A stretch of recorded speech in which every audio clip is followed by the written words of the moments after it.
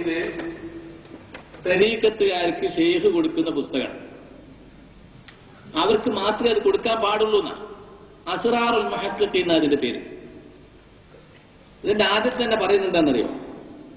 ഈ കിതാബിനെ മനസ്സിരുത്തി വായിക്കുകയും മനസ്സിലാവാതെ വരുന്ന സ്ഥലങ്ങളെ ഷെയ്ഖോടും ഖലീഫമാരോടും മാത്രം ചോദിച്ചറിയുകയും ചെയ്യേണ്ടതാണ്. അത് കൂടാതെ മറ്റാർക്കും കാണിക്കുകയോ വായിക്കുകയോ ചെയ്യുന്നത് ഹറാമായിരിക്കും. വേറെ ആർക്കും ഇത് കാണിച്ചു കൊടുക്കാൻ പാടില്ല. കാരണം ആ ജാതി അതിലുള്ളു. ഞാൻ വായിച്ചാൽ നമുക്ക് മനസ്സിലാവും. ഇതില് ലാ ഇലാഹ ഇല്ലല്ലാഹ് അർത്ഥം കേൾക്കണം. ഇത് ഹഖീഖത്തിൽ ഇതിന്റെ മഅന ലാ ഇലാഹ ഇല്ലല്ലാഹ്, ഒരു ലോകത്തും അല്ലാഹു അല്ലാതെ ആരുമില്ല. മുഹമ്മദ് നബി സല്ലല്ലാഹു അലൈഹി വസല്ലം അല്ലാഹു വെളിപ്പെടുന്ന സ്ഥലമാകുന്നു എന്നാകുന്നു. ലാ ഇലാഹ ഇല്ലല്ലാഹ് എന്ന് പറഞ്ഞാൽ ഇതിന്റെ അർത്ഥം ഒരു ലോകത്തും അല്ലാഹു അല്ലാതെ വേറെ ഒന്നുമില്ല. അതാണ് വഹദത്തുൽ വജൂദ് എന്നാണ് അദ്വൈത സിദ്ധാന്തം. എല്ലാം ദൈവം. പണ്ട് ചെങ്ങായി റൊട്ടി ഒന്നും പറഞ്ഞില്ലേ, അക്കല റബ്ബുർ റബ്ബാൻ, ഒരു റബ്ബ് മറ്റേ റബ്ബിനെ തിന്നു. കാരണം റൊട്ടിയും പഠിച്ചവനാണ്, ഓനും പഠിച്ചവനാണ്. ഒരു പഠിച്ചവൻ മറ്റോ പഠിച്ചിട്ട് തിന്നു. ഒരു സൂഫി പാടി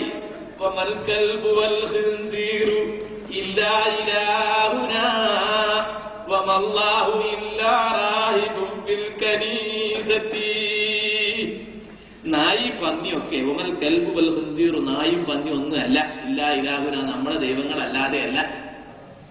അപ്പൊ പഠിച്ചോൻ എന്ന് പറഞ്ഞാൽ ആ ചർച്ചിലുള്ള ഒരു പുരോഹിതൻ മാത്രമാണ്. അത്രേ വ്യത്യാസമുള്ളൂ. ബാക്കിയുള്ളതൊക്കെ ഇലാഹു തന്നെയാണ്. ഇതേ സിദ്ധാന്താണ് ഇത് ആര് പ്രകടിപ്പിക്കുന്നതെന്നറിയോ? ഖാദിരി തരീഖത്ത് എന്ന് പറഞ്ഞുകൊണ്ട് മുഹ്യിദ്ദീൻ അബ്ദുൽ ഖാദിർ ജീലാനി റഹ്മത്തുള്ളാഹി അലൈഹിയുടെ പേരിലുണ്ടാക്കിയ തരീഖത്തിന്റെ ആളുകൾ സ്വന്തം മുരീദന്മാർ കൊടുക്കുന്ന പുസ്തകമാണ്. നിങ്ങൾക്കാണ് വായിച്ചോളാം. ഇതിന്റെ പേര് അസ്റാറുൽ മുഹഖഖീൻ, നമ്മുടെ തരീഖത്തിന്റെ അയലുകാർക്ക് ഖാസായി എഴുതപ്പെട്ടതാകുന്നു എന്നാണ്. بالكتب الفرد الجامع بين الشريعة والحقيقة شيخنا ومرشدنا ومولانا أبو الفضل السيد محمد جلال الدين العيدروسي النوري القادري الصوفي الرفاعي الشاذلي الجستي النقشبندي الأندروطي مولدا آل ومرقدا قدس سره. അന്തറോത്ത് ദ്വീപിൽ ജനിച്ച് ആലുവയിൽ മരിച്ച മഹാനായ ഹൈദറൂസ് കോയ തങ്ങൾ എഴുതിയ കിതാബാണ്. ഇത് എഴുതി പറയുന്നത് കേൾക്കണമെങ്കിൽ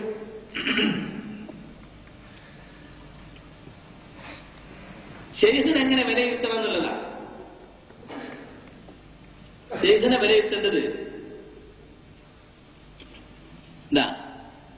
ശൈഖിൽ നിന്നുണ്ടാകുന്ന അമ്രുകൾ അള്ളാഹുവിന്റെ കൽപ്പനയാണെന്നും ഉറപ്പിക്കൽ. ശൈഖ് എന്തെങ്കിലും പറഞ്ഞാൽ പഠിച്ചോൻ പറഞ്ഞാന്ന് വിചാരിക്കാം, എന്റെ ഷർത്താട്ടോ. രണ്ടാമത്, തന്റെ ശരീരത്തെക്കാളും ജീവനേക്കാളും മറ്റ് എല്ലാറ്റിനേക്കാളും ശൈഖിനെ പിരിശം വെക്കൽ. പിന്നെ ഷെയ്ഖിന്റെ കൽപ്പനയെ ലാഹിറിൽ മഅസിയത്തിന്റെ കോലത്തിൽ എത്തിച്ചാലും അതിനെ ഗുണമോ ദോഷമോ എന്ന് നോക്കാതെ കൽപ്പനയ്ക്ക് വഴിപ്പെടൽ. മനസ്സിലായെങ്കിൽ ലാഹിറിൽ മഅസിയത്തിന്റെ കോലത്തിൽ, മഅസിയത്ത് എന്നാ തെറ്റ്, പ്രത്യക്ഷത്തിന് തെറ്റാണെന്ന് എനിക്ക് തോന്നിയാലും മനക്ക് മനസ്സിലാകാത്തതുകൊണ്ടാണെന്ന് മനസ്സിലാക്കിയിട്ട് ഷെയ്ഖ് പറഞ്ഞ് അംഗീകരിക്കണം. ലാഹിറിൽ മഅസിയത്തിന്റെ കോലത്തിൽ എത്തിച്ചാലും അതിനെ ഗുണമോ ദോഷമോ എന്ന് നോക്കാതെ കൽപ്പനയ്ക്ക് വഴിപ്പെടൽ. അപ്പൊ ശരിക്കും ഒരു തോന്നിയാസം ചെയ്യുകയാണെങ്കിൽ എനിക്ക് മനസ്സിലാക്കൊണ്ടാണ്. മനസ്സിലായ ശരിക്കും കള്ളുപിടിക്കുകയാണെങ്കിൽ അത് എനിക്ക് മനസ്സിലാക്കുണ്ടാക്കി എന്റെ ആയിരിക്കും എന്ന് മനസ്സിലാക്കവൻ. കാരണം അവന് മനസ്സിലാക്കണ്ടല്ലേ, അങ്ങനെ മനസ്സിലാക്കണം എന്നാണ്. ഇനി നോക്കിങ്ങള്, അപ്പോൾ അള്ളാഹു അവന്റെ നാട്ടിയായ ഹൈബത്ത് കൊണ്ട് ഷേഖ് തജല്ലിയായി നിൽക്കുകയാൽ ദുൽ ജലാലി വൽ ഇക്റാം എന്ന മഖാമിൽ കിബ്രിയായി കൊണ്ട് ഷേഖ് അപ്പോൾ നിൽക്കുന്നതായിരിക്കും. ഷേഖിന് ചില ഹാലത്തുണ്ട്. ഈ ഹാലത്തിലൊക്കെ ഷേഖ് ദുൽ ജലാലി വൽ ഇക്റാം, യാദൽ ജലാലി വൽ ഇക്റാം അള്ളാഹ് നമ്മൾ വിളിക്കുന്നില്ലേ, ആ മഖാമിലായിരിക്കും ആ സമയത്ത് ഷേഖ്. ആദ്യാവസാനം പറയാനിപ്പോ സമയമല്ലേ, ഞങ്ങൾക്ക് മനസ്സിലാകുന്നുണ്ട് കാര്യങ്ങൾ പറഞ്ഞേ ഉള്ളൂ.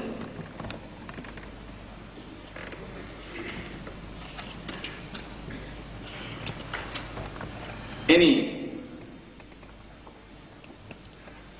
നേരത്തെ പറഞ്ഞ തന്നെ ഷെയ്ഖിന്റെ ഹദറത്തിൽ വെച്ച് തന്നിൽ നിന്നും ലാഹിറാകുന്ന എല്ലാ മാനസികമായ സൂറത്തുകളും ഹക്കാണെന്ന് ഉറപ്പിക്കുക. ഷെയ്ഖിന്റെ ഹദറത്തിൽ വെച്ചിട്ട് തന്നിൽ നിന്ന് വെളിവാകുന്ന എല്ലാ മാനസികമായ സൂറത്തുകളും എന്ത് വന്നാലും ശരി അത് ഹക്കായിരിക്കും. നമുക്ക് മനസ്സിലാക്കുകൊണ്ടാണ്. അത് ശരീഅത്തിന്റെ മാറ്റമായ സൂറത്താണെങ്കിലും അതിന്റെ തത്വം തനിക്കറിവില്ലെങ്കിലും ഷെയ്ഖിന് അതിന്റെ എല്ലാ രഹസ്യങ്ങളും അറിയും എന്ന് ദൃഢമായി ഉറച്ച് തന്നെ ഷെയ്ഖിന് അർപ്പിക്കുക. എനിക്കത് മനസ്സിലായിട്ടില്ലെങ്കിൽ ഷെയ്ഖിന് അതൊക്കെ മനസ്സിലായിട്ടുണ്ടാവും. അതുകൊണ്ട് ഷെയ്ഖ് വിചാരിച്ച മാതിരി ഞാനും വിചാരിച്ചു എന്ന് വിചാരിച്ച് ഷെയ്ഖിന് അങ്ങോട്ട് അർപ്പിക്കാന്ന ആരെ തന്നെ. ഇതാണ് എന്താവുക ചങ്ങായി മുരീദാകുക എന്നതിന്റെ അർത്ഥം. ഷെയ്ഖ് തോന്നിയാസം ചെയ്യുകയാണെങ്കിലും എനിക്ക് മനസ്സിലാക്കാത്തതുകൊണ്ടാണ് എന്ന് മനസ്സിലാക്കിയിട്ട് എന്താക്കുക, ഷെയ്ഖിന് അങ്ങോട്ട് അർപ്പിക്കുക. ഇങ്ങനെ ആയിത്തീരണം. എന്നാലേ എന്താവുള്ളൂ, തരീഖത്തിന്റെ ഷെയ്ഖാവുള്ളൂ, തരീഖത്തിന്റെ മുരീദാവുള്ളൂ. അവൻ ആദ്യം എന്താ വേണ്ടെന്ന് വെച്ചാൽ ലാ ഇലാഹ ഇല്ലല്ലാഹ് മാറ്റുകയാണ് വേണ്ടത്. ഈ ലോകത്ത്, ഈ ഒരു ലോകത്തും അല്ലാഹു അല്ലാതെ മറ്റൊന്നും ഇല്ല എന്ന് വിശ്വസിക്കുക. അതാണ് അല്ലാഹു അക്ബർ ലാ ഉരീദു സിവാഹു ഹൽ ഫിൽ വുജൂദി ഹഖീഖതൻ ഇല്ലാഹു. അല്ലാഹു അക്ബർ ലാ ഉരീദു സിവാഹു. അല്ലാഹു അക്ബർ, അല്ലാഹു മഹാനാണ്. ലാ ഉരീദു സിവാഹു, അവനല്ലാതെ മറ്റൊന്നും എനിക്ക് ഉദ്ദേശമില്ല. ഹൽ ഫിൽ വുജൂദി ഹഖീഖതൻ ഇല്ലാഹു.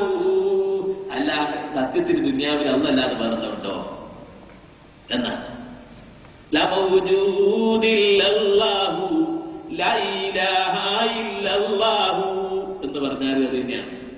ലാ മൗജൂദ ഇല്ലല്ലാഹു, അല്ലാഹു അല്ലാത്തൊരു വസ്തു ഉണ്ടായിട്ടില്ല. കാണുന്നതൊക്കെ അല്ലാഹയാണ്. അതല്ലേ ഇബ്നു അറബി പറഞ്ഞത് മാഫിൽ ജുബ്ബത്തി ഇല്ലല്ലാഹ്. മൂപ്പരെ ജുബ്ബ അങ്ങനെ പിടിച്ചിട്ട് പറയാണ് മാഫിൽ ജുബ്ബത്തി ഇല്ലല്ലാഹ്. ജുബ്ബത്തിനുള്ളിൽ അല്ലാഹ് അല്ലാണ്ടില്ല. എന്റെ ഉള്ളിലുള്ള ആ ജുബ്ബയിലുള്ള ഓ തന്നെയാണ്. എന്നിട്ട് പറയാ അല്ലാഹ് അല്ലാണ്ടില്ല. അതിന്റെ അർത്ഥം ഞാൻ അല്ലാഹയാണ്. അങ്ങനെ അല്ലാഹു അല്ലാത്ത മറ്റൊന്നും ഈ ലോകത്തിലില്ല എന്ന് വിശ്വസിക്കുന്ന, അല്ലെങ്കിൽ കാണുന്നതെല്ലാം അല്ലാഹു ആണെന്ന് വിശ്വസിക്കുന്ന വഹദത്തുൽ വജൂദിന്റെ ആളുകളാണ് സത്യത്തിൽ ഇതിന്റെ പിന്നിലുള്ളത്.